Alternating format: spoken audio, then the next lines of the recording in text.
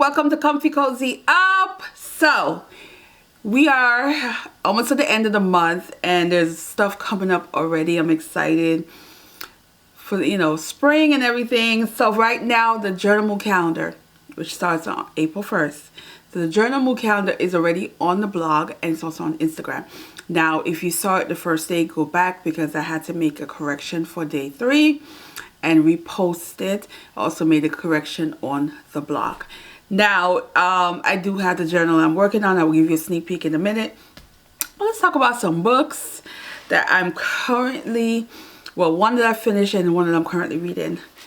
Let's talk about Miss Frida. Frida McFadden. Let's talk about The Housemaid, which happens to be, I think, her most popular book. It got a lot of attention last year. It was everywhere, and I purchased it last year with the intention of reading it after I read The Teacher that I did enjoy. But I was just like, when you get a popular book, sometimes you just want to wait because you just don't want to be disappointed. There was no disappointment here. Let's be clear. There was no disappointment here. Now, I would say a story like this, I did figure out who the villain was early. There was little clues that I was like, oh no, something ain't right. And I was right. However, how a clever bitch is plotting in this story, didn't notice that. That was surprised. That surprised the hell out of me. When I got to part 2, I was like, oh. And then how a series of things happen and how that this author did not write a weak, gullible female character. There's no weak, gullible female character in this book. And that's what I really appreciate about this story, because a lot of time when you have stories like this, an author will make one character so gullible that I would just cringe and it was just annoy. And it's gullible. Yes, there's some gullible things happen, but not in the way that I would have expected, and I appreciate that aspect of it. Now, if you don't know what this story is, because you're probably under the rock if you don't know anything about this. Well, not necessarily, because I went in kind of blind.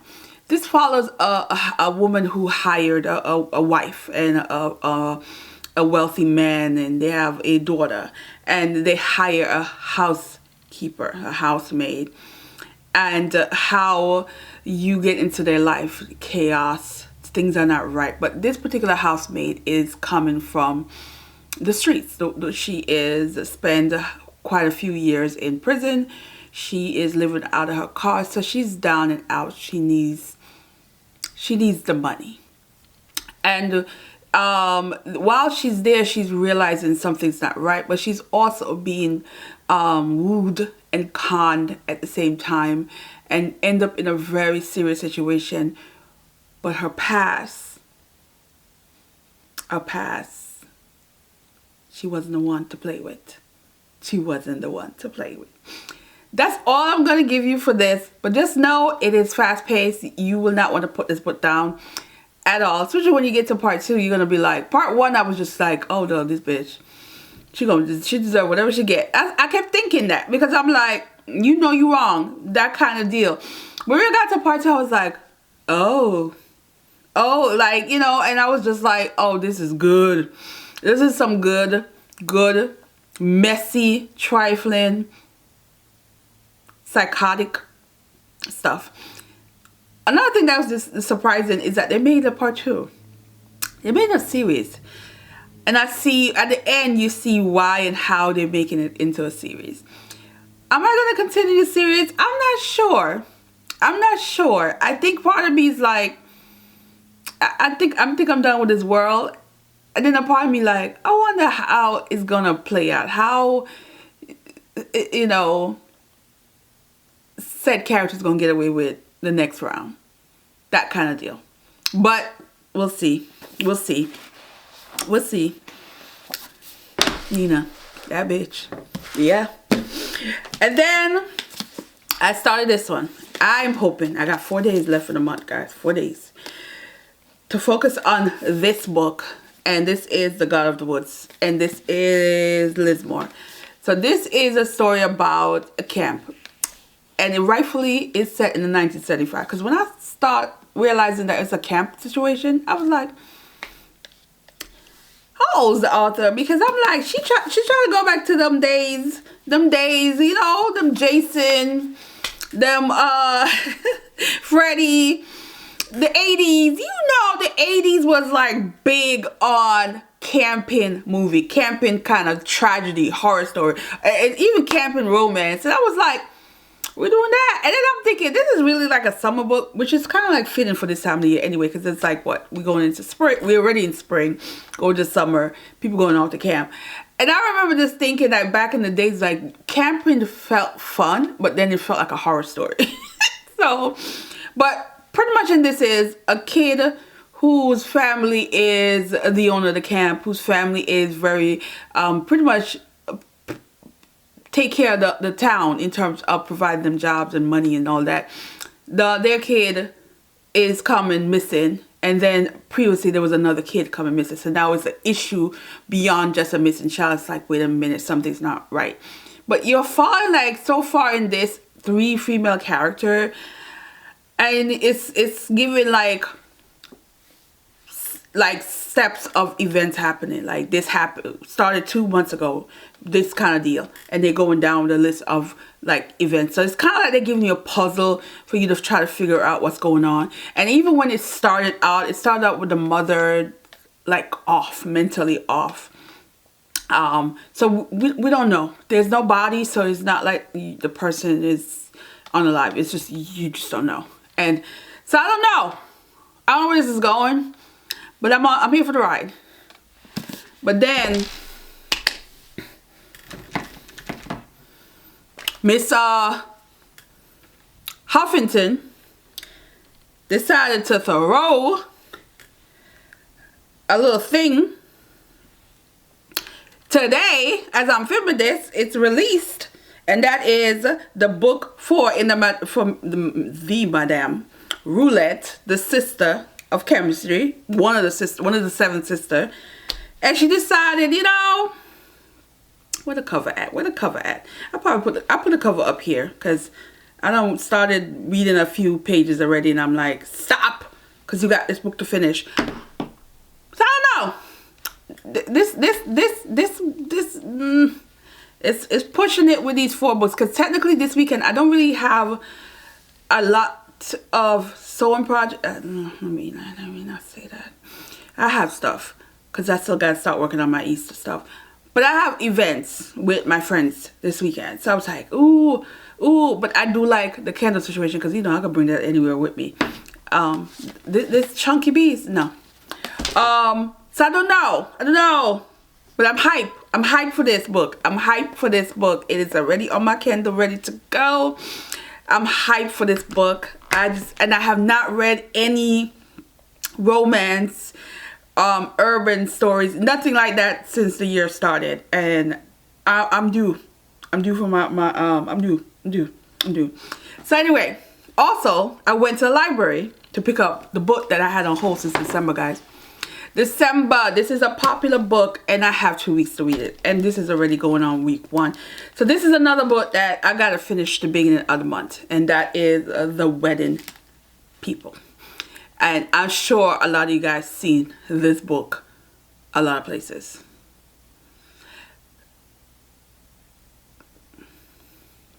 I'm excited for it, but I'm like, why did it take this long for me to get it? And then I only got 2 weeks. 2 weeks, and then I can't really get it out because there's people behind me waiting for the book. So I'm giving it the benefit of the doubt that, you know, for it to be this popular, that it's, you know, it's good. If you've read The Wedding People, let me know. You know, I'm here for it. I'm here. And so this also is in the mix. Then this is a new quilting book that they just got on their catalog, and I am here for this as well. And I started looking through it to see like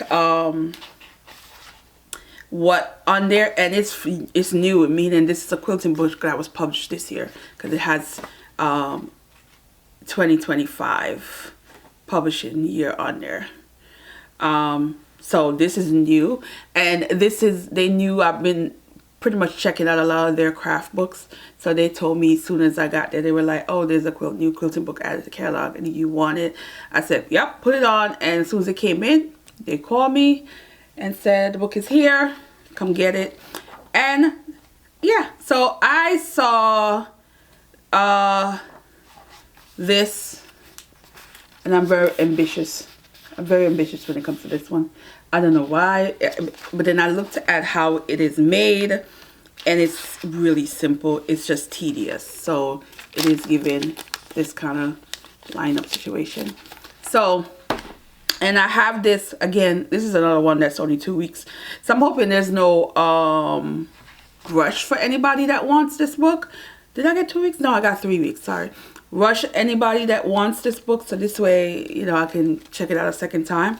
But I think I want to start working on a blanket, even if it's just a short blanket for like to have on my couch when I'm watching movie night or whatever, you know. So that's what I'm going to use this for. Now let's give you a sneak peek on the journal. So the journal, all right, let's be real. Every time I make a new journal, I try to do something different. I try to do something I've never done before, a different design, something.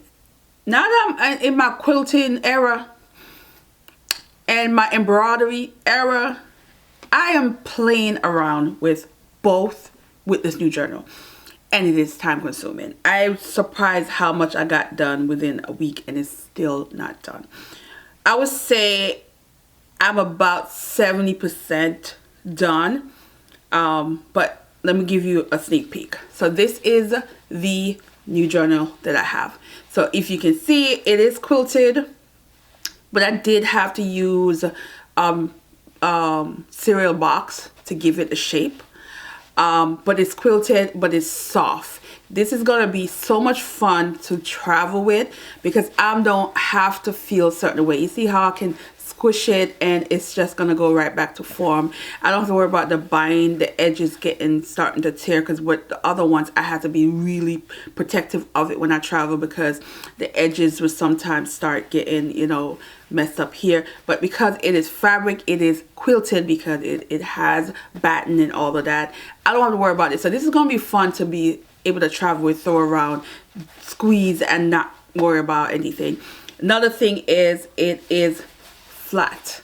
Like when I'm writing, it's flat. I was so happy about that. Look how flat it will get, which is like a plus when you are working with a journal that you intend to use for at least 3 months. It is 3 signatures in this. I will do all the flip through, but one of the things I wanted to play around is writing. I'm sewing words, so I have a journal mood here. It was very tricky, never done that before, but you know. And then I have all this design that I use with a stencil that I drew on here. I love these kind of patchwork, which is something I'm also learning from one of the craft book, is doing patchwork. So I got a patchwork here. I had one here, which I thought was so cute. I didn't realize it was going to be on the edge, but it turned out to be a nice little touch. And I have one on top of here. I was gonna add one more here, just like if I don't have this, it won't be so much plain area, but I haven't started doing that yet. I did make a pocket, so you can see it is a quilted pocket. So I was able to cut out some pattern and sew, stitched on top and stitch on the bottom. So there's a lot of sewing, a lot of hand sewing going on in this book versus normally I would have been like on the machine, but there was a lot of hand sewing. But I love the pockets, it came out good. Now I do need to add some pockets inside. I haven't done that yet, but the signatures are sewed in and they're pretty plain in terms of not having a lot of art stuff in there, which is something I'm going to work on. But it is, and then I haven't decided if I'm going to close it. I might not need to close it because you can see I don't think it's going to be an issue. Even when it gets fat, as I add stuff, I don't think I'm going to have an issue. So I might not need a closure, but then I'm so used to closing that I might do something else that's simple. But this is what it looks like, and again, when it is completely done, again, because I'm going to add some more stuff to the cover and the inside, I will do a flip through. I also need to do my tag, which is I always do a tag for every time we do a journal mood. And this won't be plain white, it will be, you know, something else. So once I do all of that, I would do a complete flip through of the journal so you can see what's inside, how it looks, what I decide to create.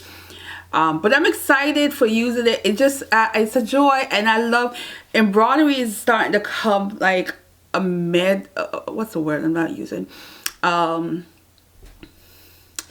it's relaxing. Not, I was gonna say meditation, but no, it's relaxing. It is it feels like I just, because all of this I did at night, even though after a while I was like, okay, some of this stuff I shouldn't have done at night because I couldn't really see well.